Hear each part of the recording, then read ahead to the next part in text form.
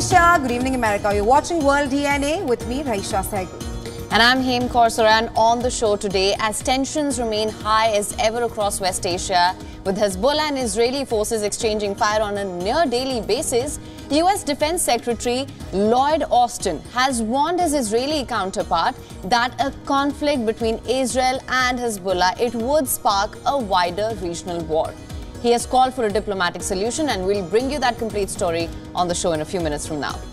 Also on World DNA, Kenya is on the grip of violent demonstrations against proposed tax hikes.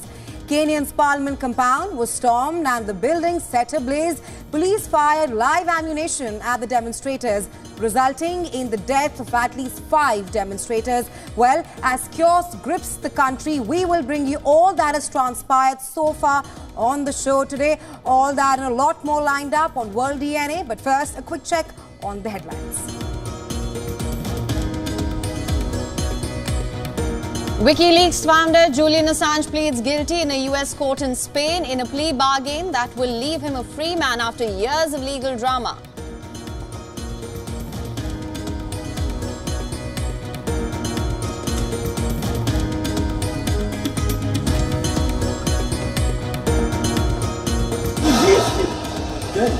Kenyan President William Ruto says tax demonstrations hijacked after they turned violent. At least 5 were killed in a police firing on demonstrators trying to storm the legislature. Angry mob storms parliament, parts of buildings set ablaze.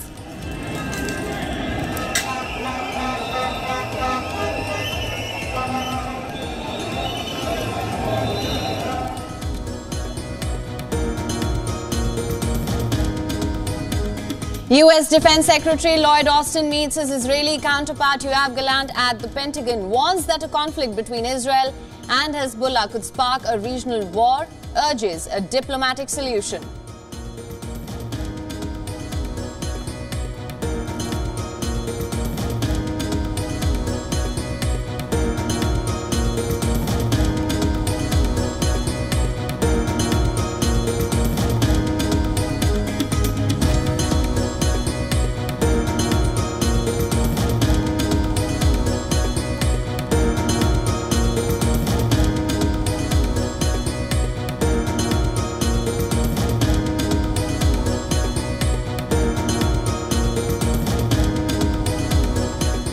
North Korea fired a ballistic missile towards the sea, claims the South Korean military. South Korea's Joint Chiefs of Staff says it detected the launch but gave no details, saying an analysis is underway.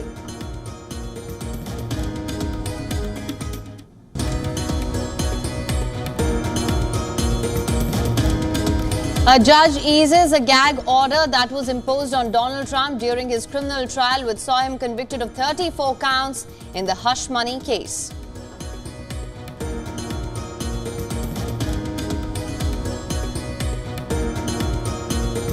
India's lawmaker Rahul Gandhi will be leader of opposition. The decision comes hours before the election for the post of Lok Sabha Speaker, a first in decades.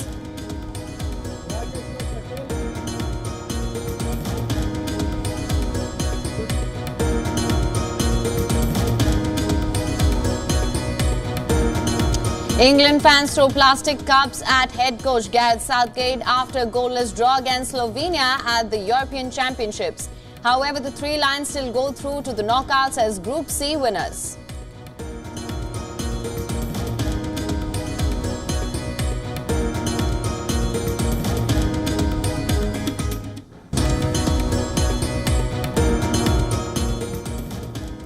All right, at least 5 have been killed in police firing in Kenya. This after hundreds and thousands of demonstrators tried storming into the Kenyan parliament.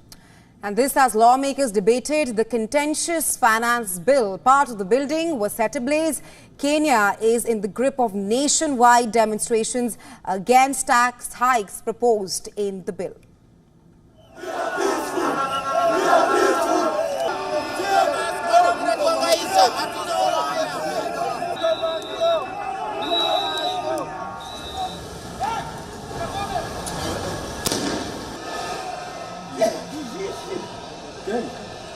In a televised statement, Kenyan President William Ruto said the events on Tuesday were a grave threat to national security and that the conversation around the bill had been hijacked by dangerous people.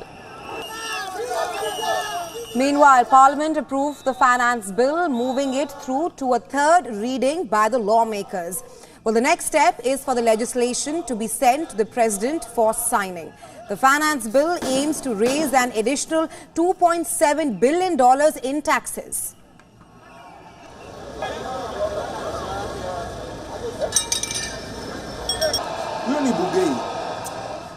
It is part of an effort to lighten Kenya's heavy debt load. At present, interest payments alone consume 37% of the annual revenue.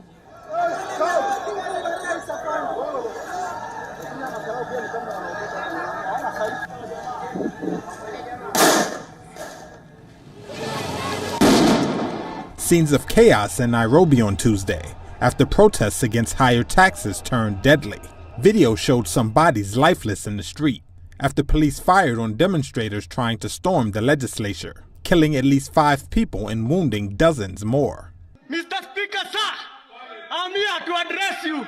Footage obtained by Reuters showed some protesters inside Kenya's National Assembly chamber demanding the resignation of Kenya's President William Ruto. In a televised address to the nation, Ruto said the security of Kenyans remained his utmost priority and blamed the violence on, quote, dangerous criminals.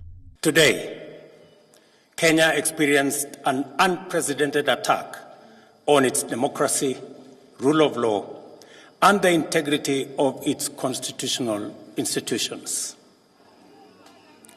An otherwise legitimate expression of the fundamental rights and freedoms of assembly, demonstration, picketing, and petitioning of public authorities by a section of law-abiding citizens of the Republic of Kenya was infiltrated and hijacked by a group of organized criminals.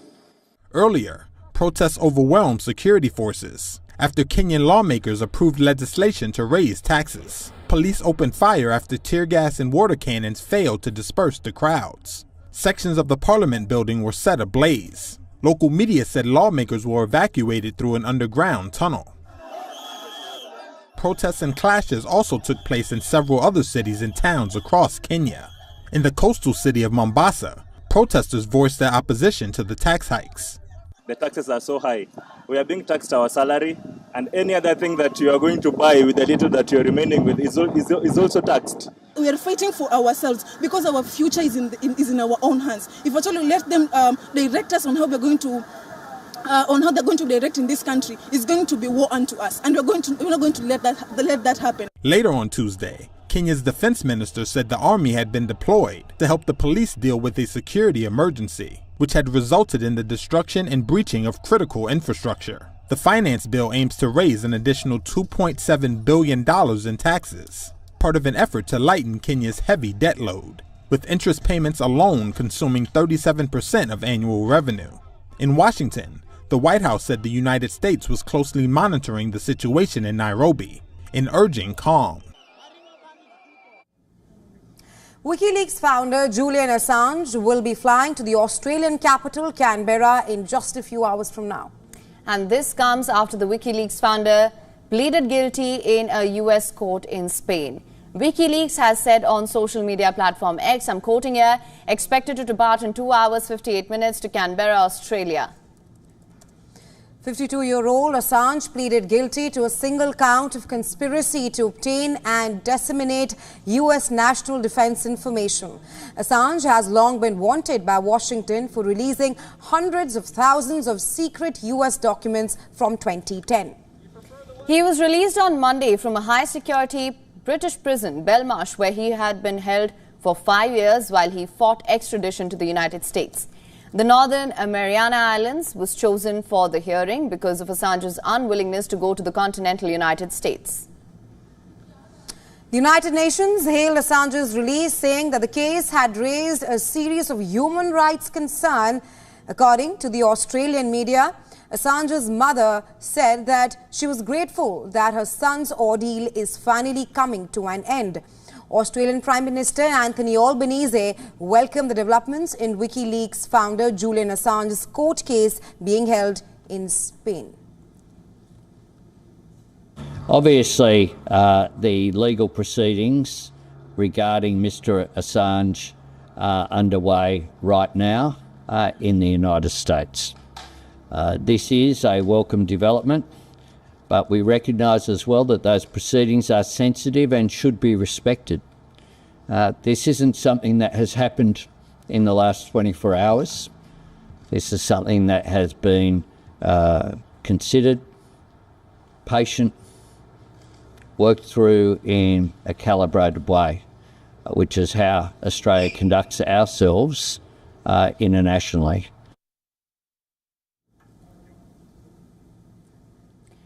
Since 2010, Assange has become a hero to free speech campaigners and a villain to those who thought he had endangered US security and intelligence sources. He was indicted by a US federal grand jury in 2019 and 18 on counts that were stemming from WikiLeaks' publication of a trove of national security documents.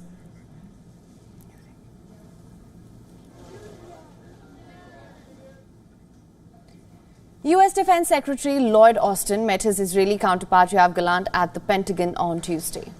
And during the meeting, Austin warned that a conflict between Israel and Hezbollah can spark regional war, and he also urged to look for a diplomatic solution.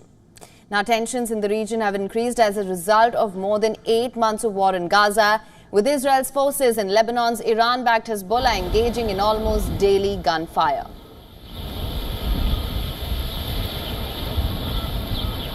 Diplomacy is by far the best way to prevent more escalation. So we're urgently seeking a diplomatic agreement that restores lasting calm to Israel's northern border and enables civilians to return safely to their homes on both sides of the Israel-Lebanon border. Gallant, speaking at the opening of the meeting with Austin, said that they are working closely together to achieve an agreement, but at the same time, they want to also discuss readiness on every possible scenario.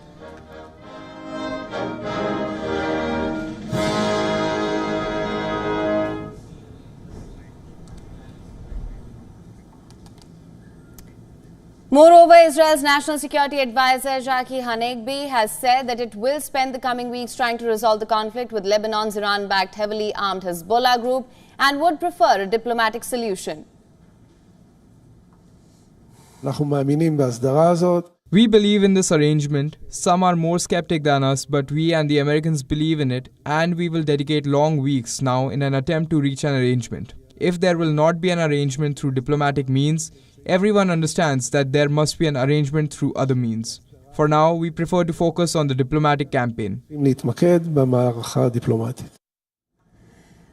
the IDF's Home Front Command issued an all-clear alert. Sirens sounded in the city of Eilat, warning of a drone attack on the Red Sea city, which was successfully shot down. The city of Eilat posted a statement online citing security officials had intercepted the target and it did not cross Eilat's airspace.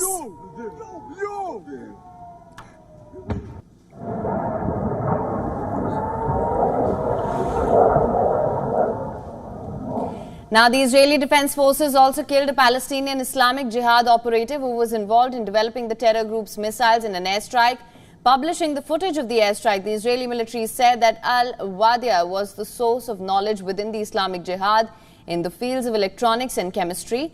However, non-governmental organization Doctors Without Borders listed it as one of its staff and colleague who was killed in the Israeli airstrike. Tensions are also escalating between the Houthis and Israel, when Yemen's Houthis have targeted the Israeli MSC Sahrawi vessel in the Arabian Sea with a new ballistic missile.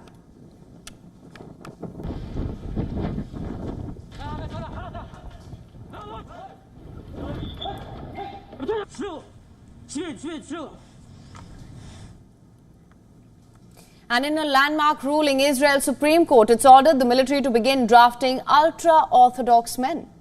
Right, Haim. Now, they have long been exempted from service in Israel. The Attorney General's office instructed the Israeli Defense Forces to immediately draft 3,000 Ultra Orthodox yeshiva students from July 1st. In a letter addressed to the Ministries of Defense, Finance and Education, the Attorney General's office ordered the government to refrain from transferring funds previously allocated to yeshivas who were studying in lieu of military service. The order stems from the court's ruling that the funding allocated by law for yeshiva students studying instead of performing military service, it was directly connected to the law allowing for blanket military service exemptions. Now, with conscription of the ultra-Orthodox all set to start, Israeli Prime Minister Benjamin Netanyahu faces the prospect of eroding support within what is already a fragile coalition keeping him in power. Two powerful ultra-Orthodox parties that are key to Netanyahu's governing coalition are against the ruling. If they leave the coalition, then it could have Netanyahu's government. It could lead to a collapse and trigger new elections.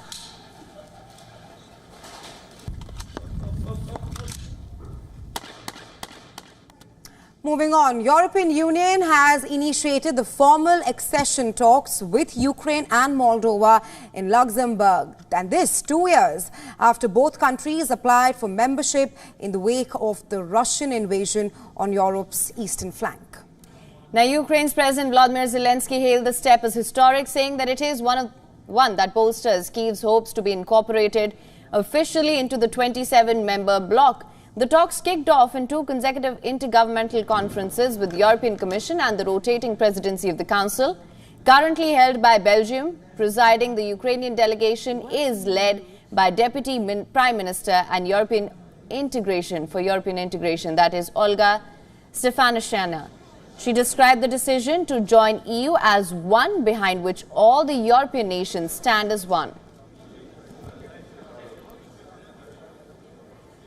This is a truly historical moment for my country. All the nation stands as one behind this decision, and indeed it's a very solid milestone of Ukraine's future membership in European Union, but also the future development of Ukraine.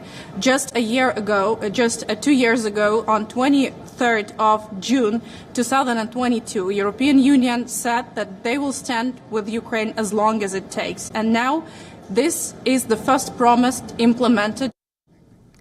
Even as Kyiv realizes its dream of finally making to the negotiations table, the joining is likely far-fetched and years away.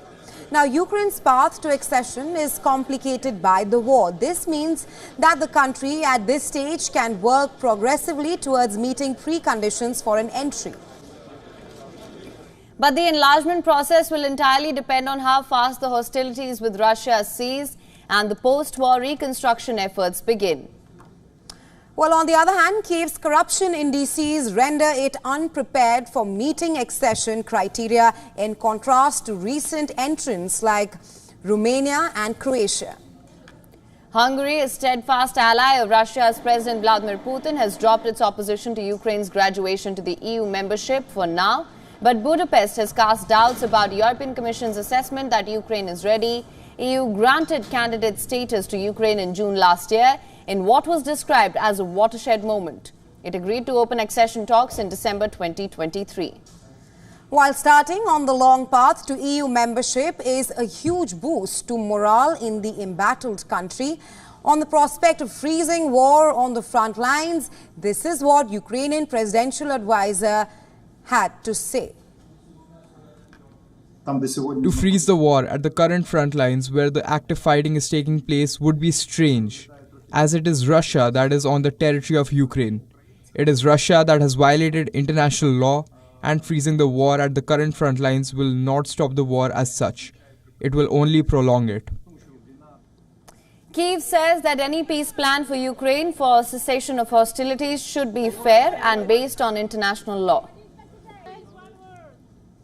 I would like to reiterate that Ukraine has an absolutely clear understanding, and it is spelled out in the peace formula proposed by President Zelensky.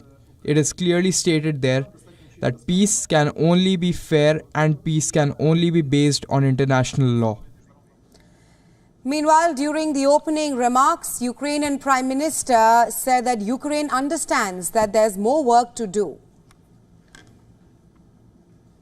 We will do everything within our power to achieve this.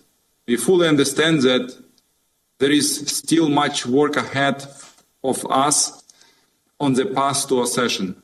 We are ready for it.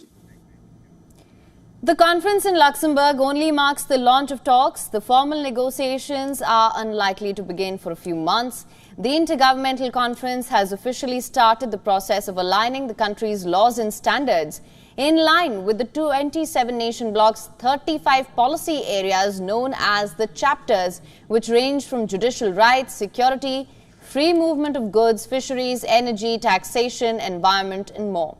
As the preparatory work is underway with dozens of institutional and legal reforms in the making, Ukraine hopes to join the bloc by 2030.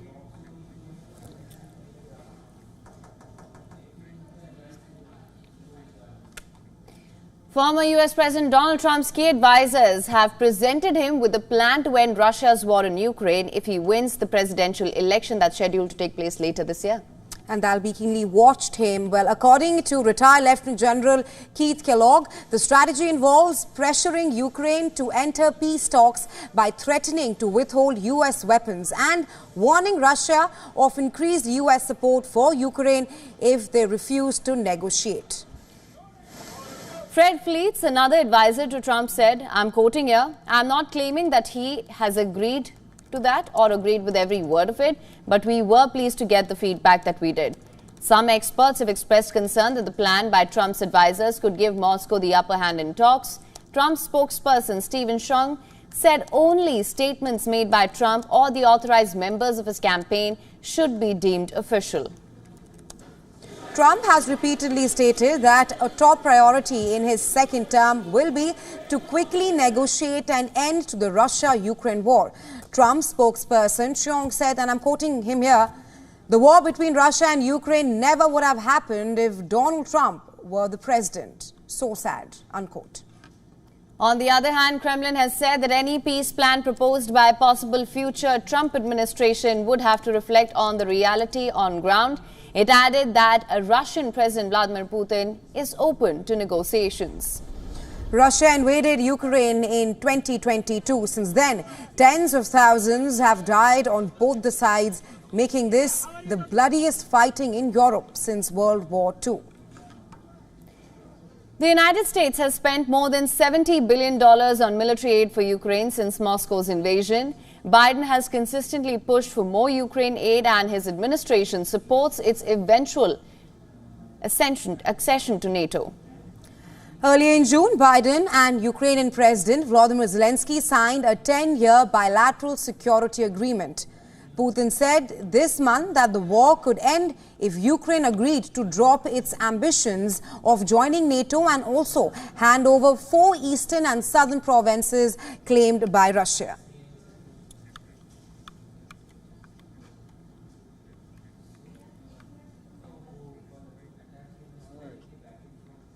A New York judge partially lifted a gag order on former U.S. President Donald Trump.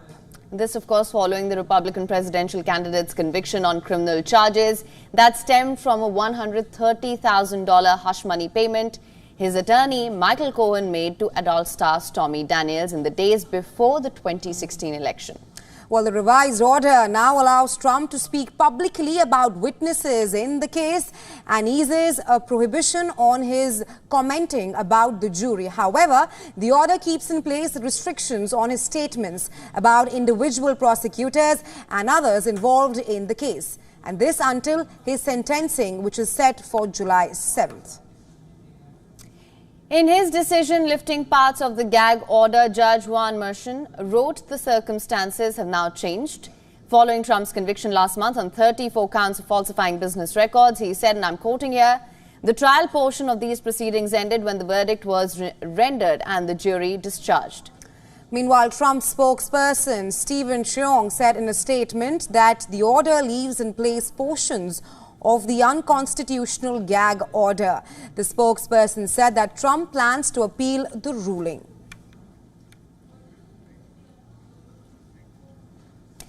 And for more on this, our correspondent Susan Tehrani has sent us this report from New York. Listen to this.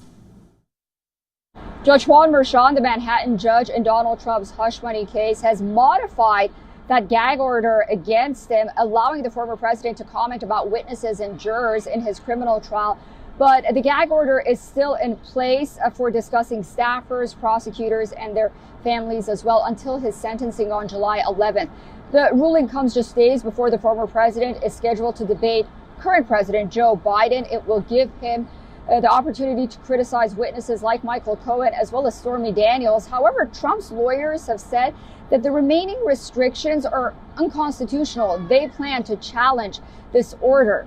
And while many believe that the gag order is a clear election interference by barring a presidential candidate from speaking freely, others believe that this decision balances free speech concerns with the need to protect court personnel from harassment. Susan Tehrani reporting from New York for WION World is One. And with that, it's time now for a short break. But don't go anywhere. On the other side of World DNA, we'll get your story from India, where Congress lawmaker Rahul Gandhi takes up the mantle of the leader of the opposition in the Lok Sabha, and this just hours before the election for the post of Speaker. Also on the show, on the other side, the expectations of the corporate India ahead of the union budget. India wants tax burden reduced, and farm bodies are calling for higher investment in research and development. We'll get you all on that on the other side.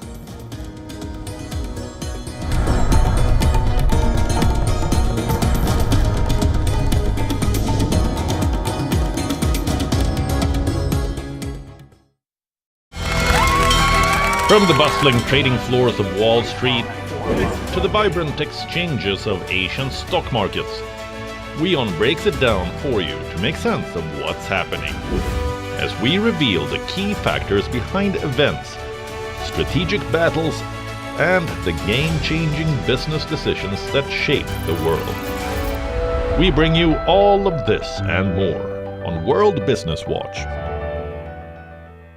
YO1 Health Resort is unique, the only one of its kind. Experience the 4 paths of natural wellness: yoga, Ayurveda, acupuncture, and naturopathy. Each uniquely customized program improves the whole person to make every person whole. Come to YO1 Health Resort. Make your reservation at yo1.com. Everyone loves a contest.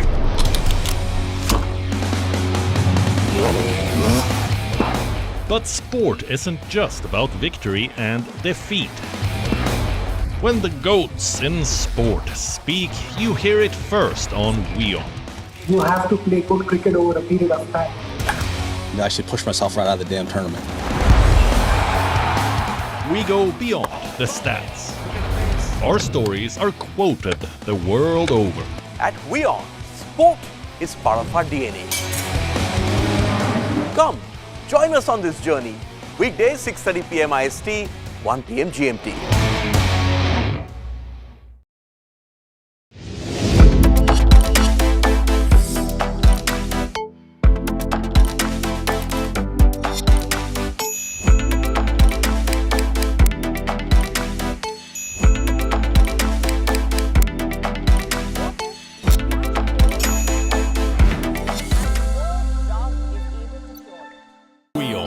India's global voice, the channel that brings you the biggest stories from across the world through India's lens.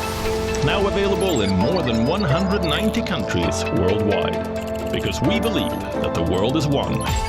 Watch us in Africa, Europe, USA and Canada, South America, Asia Pacific, Middle East and North African regions. Also available on these digital platforms across the world. WION. World is one.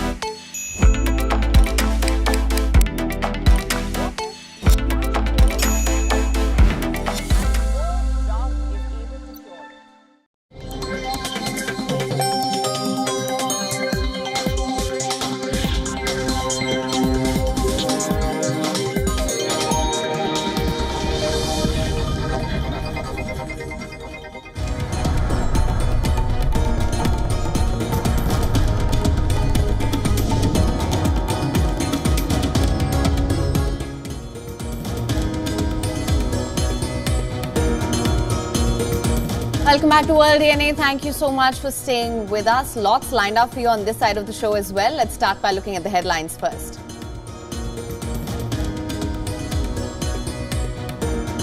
Russian Minister for Defense Andrei Belozov speaks to his US counterpart Lloyd Austin on phone. Discusses the situation in Ukraine. Russia points to the danger of further escalation linked with their ongoing supply of US weapons to Ukraine.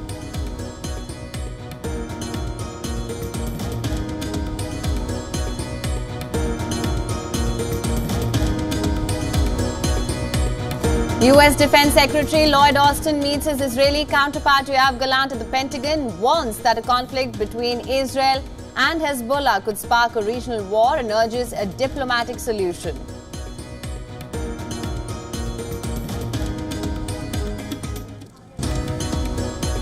IDF claims it killed Islamic Jihad operative who Doctors Without Borders named as a staffer. For the Jihad, Mohammed al-Wadaya was targeted in a drone strike in Gaza City, says IDF.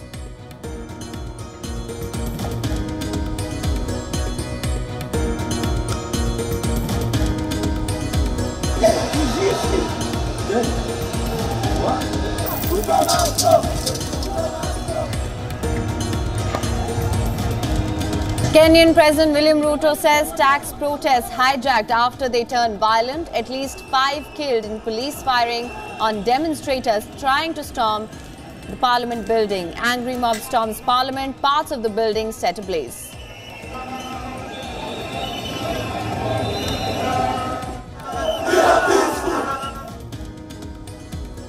North Korea fired a ballistic missile towards the sea, claims the South Korean military. South Korea's Joint Chiefs of Staff says it detected the launch but gave no details, saying an analysis is underway.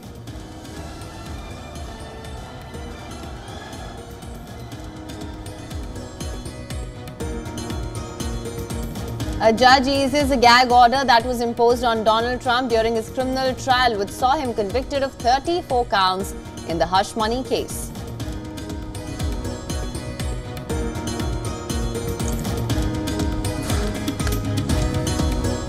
India's lawmaker Rahul Gandhi will be leader of opposition. The decision comes hours before the election for the post of Lok Sabha Speaker, a first in decades.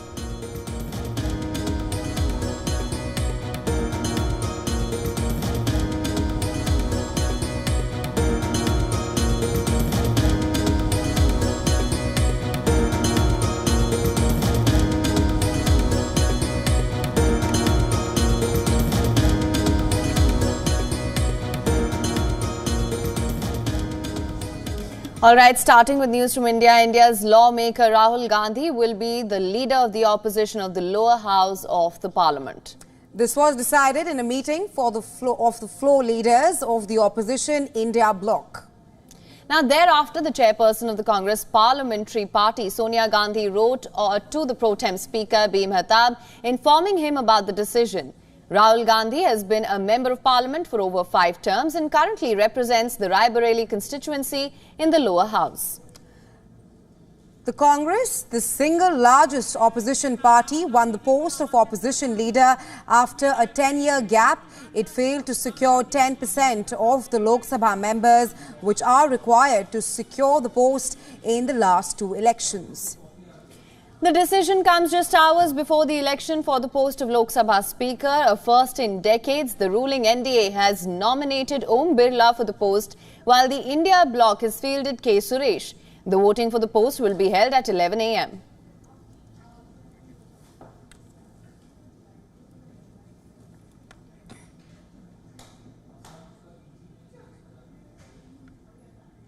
Our next story tracks India's upcoming budget, where the focus is likely on India's demands for creating employment, investments and also fostering innovation as India sets its eyes on transforming into a developed economy. Our next report telling you more. In a recent pre-budget consultation with Finance Minister Nirmala Sitharaman, corporate leaders outlined several key demands to bolster India's economic growth. The industry representatives emphasized the need to lower the income tax burden on the common man, increase capital expenditure, and implement firm measures to control food inflation. They also stressed the importance of boosting the micro, small, and medium enterprises or the MSME sector, which is considered the backbone of the Indian economy as it is a major employment generator. The Confederation of Indian Industry or the CII presented an 8-point agenda including income tax relief for lower income groups, streamlining employment-linked incentive schemes like the production-linked incentive and promoting ease of doing business. They also made recommendations for agriculture and rural development. The Federation of Indian Chambers of Commerce and Industry focused on a drive for capital expenditure, innovation and tax simplification. They highlighted the need for supporting growth momentum by energizing demand, focusing on infrastructure development, and addressing food inflation. FICCI also emphasized the necessity of supporting MSMEs and prioritizing innovation and research and development. Other industry leaders have suggested various measures, including easing licensing requirements for electronics imports, implementing labor reforms, and extending the MSME non-performing asset timeline to 180 days from the current 90 days. They also highlighted the importance of a green transition in the context of climate change. With corporate profits rising and emerging as a key pillar for India's economic growth, the budget is likely to take recommendations from India INC on priority. Business Bureau WION World is One. All right, now we turn our attention to a silent bull run in the Pakistani stock market. There appears to be more legs to the bull run in Pakistani stocks, which could be an indication of better economic conditions. And this strengthens the outlook for Asia's best performing market this year, defeating Indian stocks at all-time highs. Our next report telling you more.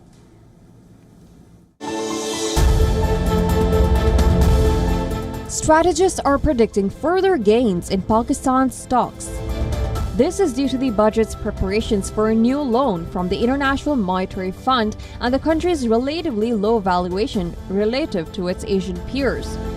The possibility of rate cuts is also enhanced by a stable Pakistani rupee and falling inflation.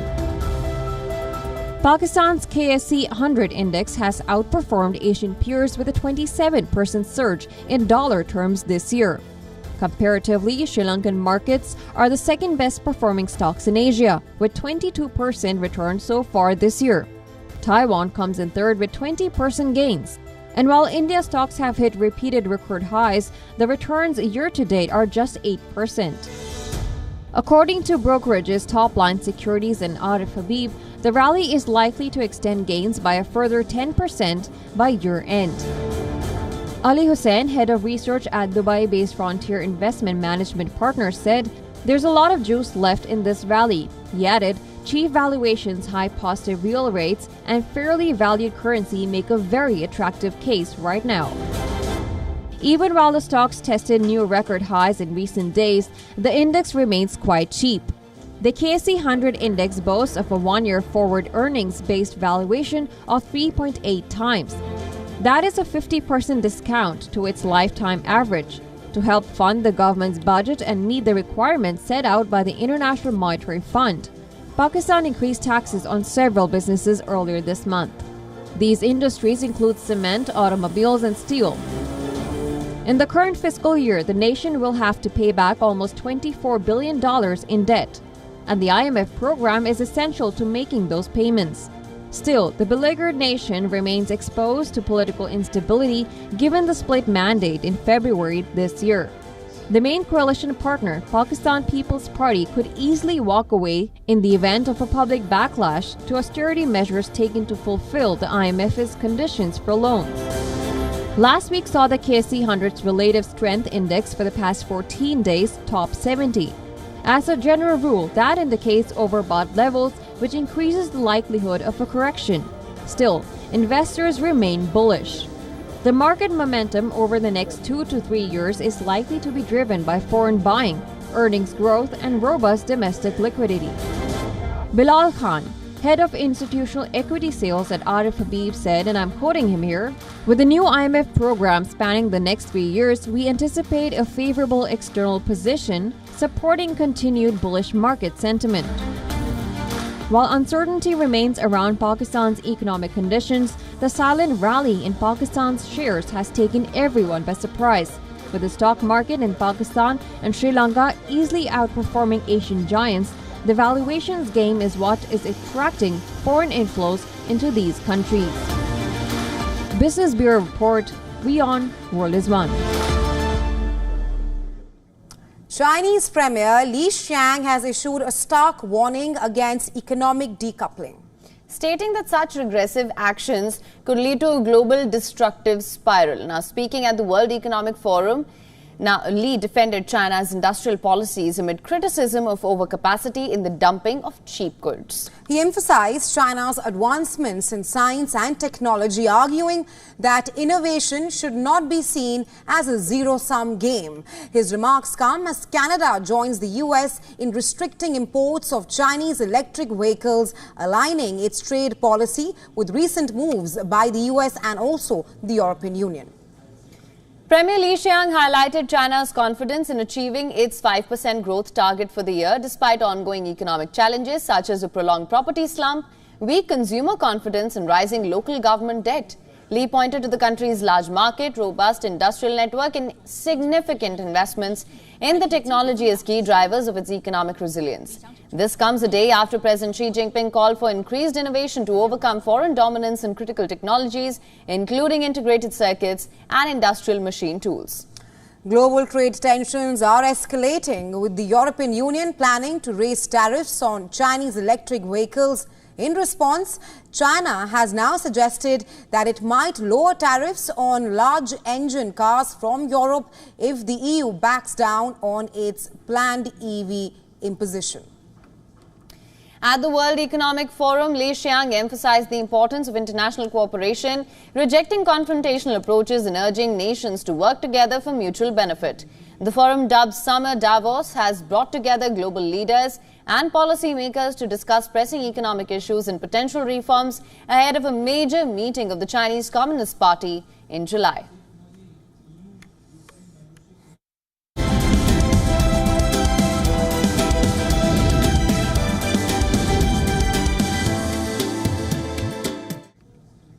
Let's now take a look at all the news from the world of technology. OpenAI has warned developers in China that it will begin blocking their access to its tools and software starting in July. This move shows that the ChatGPT creator is taking a more active stance to bar users from nations where it does not offer its services.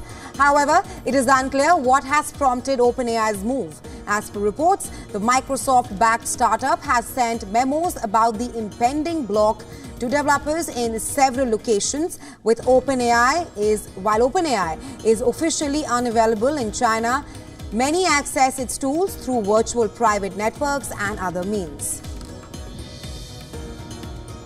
In yet another development that might widen the tech gap between the United States and China, the Biden administration is investigating China Mobile, China Telecom and China Unicom due to concerns that they could provide American data to Beijing. These firms have a small presence in the United States and work on providing cloud services and routing US internet traffic. This gives them access to Americans' data despite restrictions from telecom regulators that bar the firms from providing telephone and retail internet services in the country. Well, the Commerce Department has subpoenaed these companies and has completed analysis of China Mobile and China Telecom, but not China Unicom. This investigation is a part of the broader US effort to protect national security amid a tech rivalry with China. The Indian government has issued new guidelines to reduce spam calls and messages. The Telecom Regulatory Authority of India has mandated mobile service providers to update their mobile apps and websites to make them more user-friendly. These updates will make it easier for users to register complaints about unsolicited commercial communication. The regulatory authority has asked mobile service providers to ensure that it is easier for their customers to complain and manage their communication preferences. Earlier this month, the regulatory authority allocated 160 mobile phone series for transactional and service voice calls, and this is aimed at preventing fraud by making it easier to identify calling entities.